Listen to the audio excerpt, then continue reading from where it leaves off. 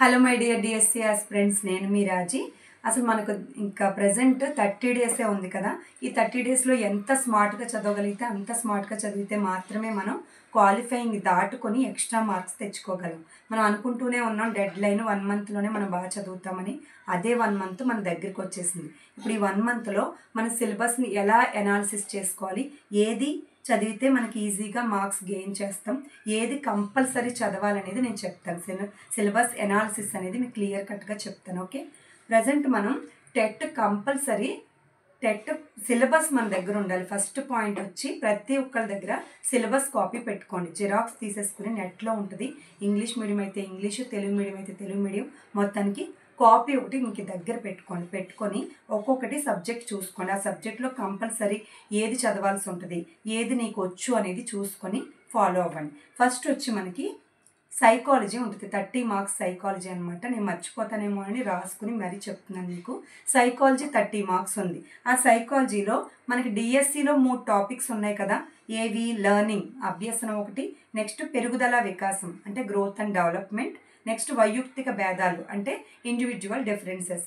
ఈ 3 కూడా డిఎస్సిలో ఉన్న టాపిక్స్.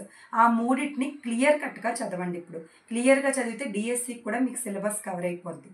తర్వాత మిగతా టాపిక్స్ కూడా ఈజీగా ఉంటాయి. ఆ 3 డిఫికల్ట్, మిగతావి ఈజీగా ఉంటాయి. నెక్స్ట్ మూర్తిమత్వం, తర్వాత పర్సనాలిటీ అనమాట, ప్రేరణ, మోటివేషన్, సంఘర్షణ, తర్వాత అండ్ ఇవన్నీ కూడా మొత్తం టాపిక్స్ అన్ని చిన్న టాపిక్స్ ఉంటాయి. అవన్నీ చదువుకుంటూ వెళ్ళిపోవచ్చు అనమాట. నేను ఆ చిన్న టాపిక్స్ అన్ని వీడియోస్ చేస్తాను, మీరు ఫాలో అవ్వండి. ఓకే, నా ప్లేలిస్ట్లో ఉంటాయి. సైకాలజీలో కొన్ని చేశాను, ఇంకా చేస్తూ ఉంటాను. ఈ మంత్ అంతా చేస్తూ ఉంటాను. ఓకే, ఫాలో అవ్వండి.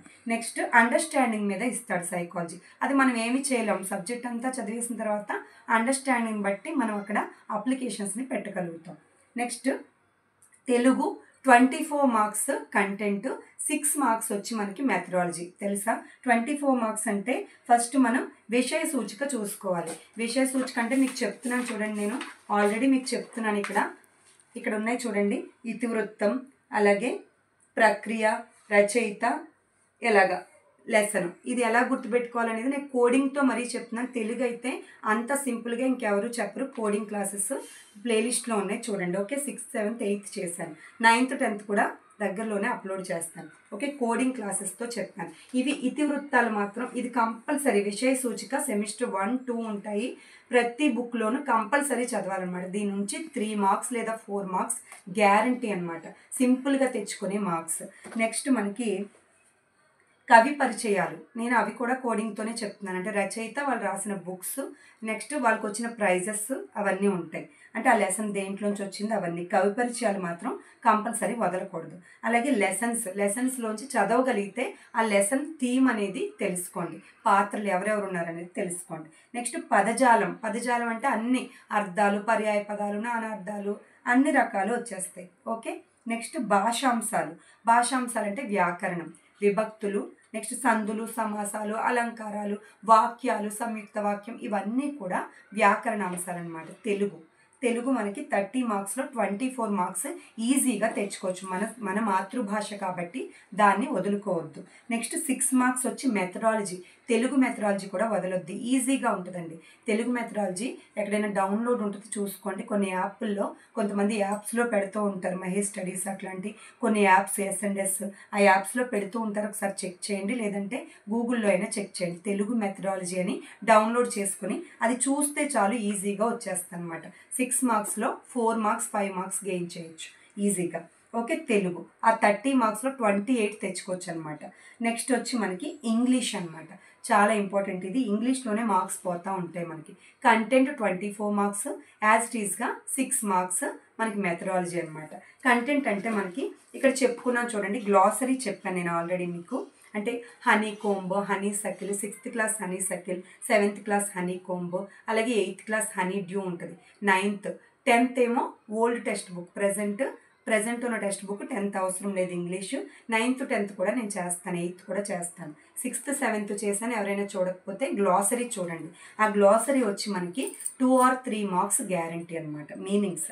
నెక్స్ట్ మనకి దాంట్లోనే వొకాబులరీ అంటే యాంటోనియమ్స్, హోమోనిమ్స్, సినోనియమ్స్, మొత్తం సఫిక్స్, సఫిక్స్ ఎఫిక్స్ మొత్తం నౌన్ ప్రొనౌన్ యాడ్జెక్టివ్ అదంతా కూడా అంటే వర్డ్ ఐడెంటిఫికేషన్ ఇదంతా కూడా మనకి వొకాబులరీలోకి వస్తుంది. నెక్స్ట్ గ్రామర్ కంపల్సరీ తెలుసు కదా, డైరెక్ట్ ఇండైరెక్ట్ స్పీచ్లు టెన్సెస్ గ్రామర్ అంతా చూసుకోవాల్సింది, ఆర్టికల్స్ అన్నీ కూడా.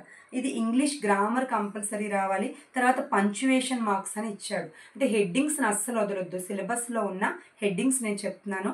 పంక్చువేషన్ మార్క్స్ అంటే కామా, క్వశ్చన్ మార్క్ ఇవన్నీ కూడా మనకి దాని గురించి అది ఎక్కడ యూజ్ చేస్తాము, క్యాపిటల్ లెటర్స్ ఇంగ్లీష్ ఎక్కడ యూజ్ చేస్తాము ఇవి మనకి తెలిసి ఉండాలి.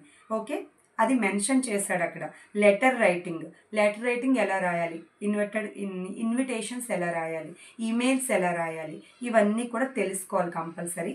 నెక్స్ట్ డిక్షనరీలో కొన్ని స్కిల్స్ ఉంటాయి, అవి మనకి నేర్చుకోవాలి, అంటే ఆల్ఫాబెటికల్ ఆర్డర్లో ఉంటాయి. నెక్స్ట్ వర్డ్ స్ట్రెస్ ఎక్కడ ఇవ్వాలి ఇదంతా కూడా మనం ఇంగ్లీష్ గురించి చదవాల్సి ఉంటుంది. రీడింగ్ కాంప్రహెన్షన్ ఒకటి ఉంటుంది. ఓకే, అంటే పారాగ్రాఫ్ ఇచ్చి క్వశ్చన్స్ ఇస్తాడు. ఇదంతా ఇంగ్లీష్ అంటే 24 మార్క్స్ కంటెంట్ అనమాట. నెక్స్ట్ 6 మార్క్స్ మళ్ళీ మెథడాలజీ. ఇంగ్లీష్ మెథడాలజీ కూడా చాలా ఈజీగా ఉంటుంది. ఎప్పుడైనా మీరు చదివారా ఒక్కసారి చూడండి, ఇంగ్లీష్ మెథడాలజీ ఇంత ఈజీయా అనుకుంటారు. అది చూస్తే మాత్రమే మీరు అది అటెంప్ట్ చేయగలుగుతారనమాట. ఒక 5 మార్క్స్ 4 మార్క్స్ మనం అటెంప్ట్ చేయగలుగుతాం. ఒక్కసారి చూడండి, అది కూడా యాప్స్లో కానీ గూగుల్లో కానీ ఉంటుంది. ఒకసారి డౌన్లోడ్లోకి వెళ్ళండి, ఈజీగానే ఉంటుంది. నెక్స్ట్ మనకి సైకాలజీ అయిపోయింది, తెలుగు అయిపోయింది, ఇంగ్లీష్ అయిపోయింది. నెక్స్ట్ మనకి మ్యాథ్స్. నాలాంటి బయాలజీ వాళ్ళకి భయం పెట్టేది, మార్క్స్ తగ్గిపోవడానికి కారణమయ్యే సబ్జెక్టు మ్యాథ్స్ అనమాట. ఇది భయపడకుండా చేస్తే ఓకే, కానీ ఎందుకో నాకు అది ఎప్పటికీ భయంగానే ఉంది, కాబట్టి ఆ దాంట్లోనే నేను గెయిన్ చేయలేకపోతున్నాను. 24 మార్క్స్ కంటెంట్, యాజ్ టీజ్గా 6 మార్క్స్ మ్యాథ్స్ మెథడాలజీ అనమాట. దాంట్లో 24లో మనం నెంబర్స్ గురించి తెలుసుకోవాలంటే prime numbers, next cubes, factors, roots, multiplications ఇవన్నీ కూడా మనకి వస్తాయి. నెక్స్ట్ అర్థమెటిక్ అంటే BODMAS rule compulsory, 2 marks BODMAS rule మీదే ఉంటుంది, అది కంపల్సరీ చూసుకోండి. నెక్స్ట్ రేషన్స్ అంటే నిష్పత్తులు, వడ్డీ మెన్షన్ చేశాడు అక్కడ, వడ్డీ మీద కంపల్సరీ 2 లెక్కలు ఇస్తాడు, 2 మార్క్స్ వస్తాయి. నెక్స్ట్ జామెట్రీ అంటే ట్రయాంగిల్, రెక్టాంగిల్, ఆ కొలతలు, లెంత్ అవన్నీ అడుగుతాడు కదా, వాటి సూత్రాలు కంపల్సరీ తెలుసుకోవాలి. ఓకే, ఫార్ములాస్ మనం బట్టి పట్టైనా ఉంచుకుంటే అక్కడ మనం ఎంతో కొంత చేయగలుగుతాం మ్యాథ్స్.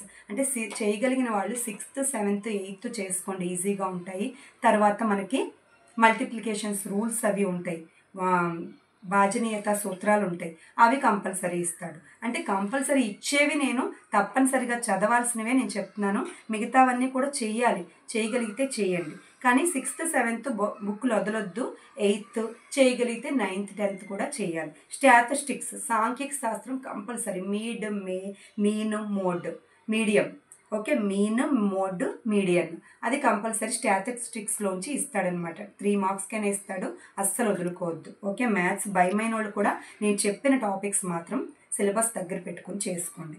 నెక్స్ట్ ఆల్జీబ్రా కూడా ఇస్తాడు. ఓకే, నెక్స్ట్ మెజర్మెంట్స్ కూడా ఇస్తాడు. మెజర్మెంట్స్ అంటే లెంత్, విడ్త్ ఇవన్నీ కూడా ఇస్తాడు. తర్వాత మ్యాథ్స్ మెథడ్ 6 మార్క్స్ అనమాట, బాగుంటుంది ఇది.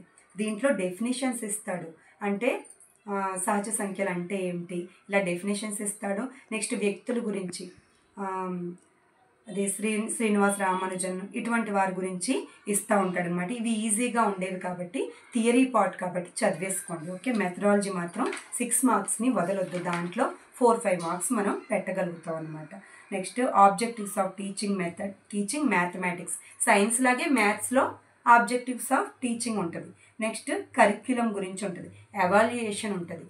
సేమ్ ఒక మెథడాలజీ చదివితే సీక్రెట్ ఏంటంటే అన్ని మెథడాలజీకి రిలేషన్ ఉంటుంది అనమాట. ఒక మెథడాలజీ క్లియర్ కట్గా సైన్స్ మెథడాలజీ చదవండి, మిగతా మెథడాలజీలతో కూడా సంబంధం ఉంటుంది, ఈజీగా ఉంటుంది మనకు అవి చదవడానికి. ఓకే, సంబంధం ఉంటుంది అనమాట. అన్ని మెథడాలజీకి రిలేషన్ ఉంటుంది అనమాట, సంబంధం ఉంటుంది. ఒక మెథడాలజీ మనం క్లియర్ కట్గా సైన్స్ మెథడాలజీ చదువుకుంటే మిగతా మెథడాలజీలన్నీ కూడా ఈజీగా ఉంటాయి అన్నమాట మనకి. ఓకే, వదలొద్దు అసలు. నెక్స్ట్ సైన్స్, మనకు లాస్ట్ సైన్స్ మన subject 6th to 10th. 6th to 10th science అస్సలు వదలొద్దు, అది డిఎస్సికి యూజ్ అవుతుంది. ఇక్కడ నీకు సైన్స్ పెట్టడానికి 12 ఆర్ 13 మార్క్స్ మనం పెట్టడానికి ఈజీగా ఉంటుంది. తర్వాత దాంట్లో ఫిజిక్స్ కెమిస్ట్రీ కూడా 12 మార్క్స్కి ఉంటుంది. ఎలాగా లైట్, ఎలక్ట్రిసిటీ అక్కడ మెన్షన్ చేసినవే నేను చెప్తున్నాను. మ్యాగ్నెట్స్ గురించి, అలాగే ఫోర్స్ బలం గురించి, ఫ్యూయల్స్ పెట్రోలియం వాటి గురించి, సహజ వాయువు వాటి గురించి, నెక్స్ట్ ఫైబ్రస్ అంటే ప్లాస్టిక్స్, క్లాత్స్ వాటి గురించి, నెక్స్ట్ సౌండ్ ధ్వని గురించి. ఇవి అంటే దాంట్లో మెన్షన్ చేసి హెడ్డింగ్స్ ఇచ్చినవే నేను చెప్తున్నాను. అవి మాత్రం వదలొద్దు అనమాట. హెడ్డింగ్స్ ఇచ్చాడు అంటే అక్కడ కంపల్సరీ అక్కడ ఇస్తాడు అది. ఓకే. తర్వాత అవర్ యూనివర్స్ గురించి, ఎర్త్, ప్లానెట్స్ వీటి గురించి కూడా 2 మార్క్స్ ఇస్తాడు. తర్వాత అవర్ ఎన్వైర్న్మెంట్, సైన్స్ ఎన్వైర్న్మెంట్ అలాగే కెమిస్ట్రీ ఫిజిక్స్లో కూడా ఎలాగా ఎన్విరాన్మెంట్ పర్యావరణం గురించి ఇస్తాడు. అదంతా వదలొద్దు, ఈజీగా ఉంటుంది పర్యావరణం. ఇదంతా కూడా కంటెంట్ అనమాట. 27 మార్క్స్కి 3 మార్క్స్కి ఓన్లీ మెథడ్ అనమాట. సైన్స్ వచ్చి 3 మార్క్సే మెథడ్, కానీ మన సైన్స్ మెథడాలజీ చదివేసుకుంటే ఆ 3 మార్క్స్ పోకుండా ఉన్నాయన్నమాట. నా ప్లేలిస్ట్లో చాలా ఉన్నాయి, అన్ని సబ్జెక్టులు మ్యాథ్స్ తప్ప నేను అన్నీ చేస్తున్నాను. ప్లేలిస్ట్లో ఉన్నాయి, మీకు చాలా యూజ్ అవుతాయి. కోడింగ్ క్లాసెస్తో ఎవ్వరు చెప్పినంత ఈజీ పద్ధతిలో చెప్తున్నాను. అంటే టెక్నాలజీ నాకు తెలియదు, స్మార్ట్ బోర్డ్స్ అలాగే ఈ మీరు పెట్టమంటున్నారు పీడిఎఫ్లు, ఇవేమీ నాకు తెలియదు. కానీ కోడింగ్ తయారు చేసి కష్టపడి హార్డ్ వర్క్ చేసి కోడింగ్తో చెప్పడమే నాకు తెలుసు. అది వాటిని మీరు యూజ్ చేసుకోండి. ఫ్రీగానే నేను అప్లోడ్ చేస్తున్నాను, వాటిని యూజ్ చేసుకొని మీరు కూడా బాగా చదవండి. ఓకే, అందరూ బాగా చదువుదాము. అందరికీ all the best. Thank you so much.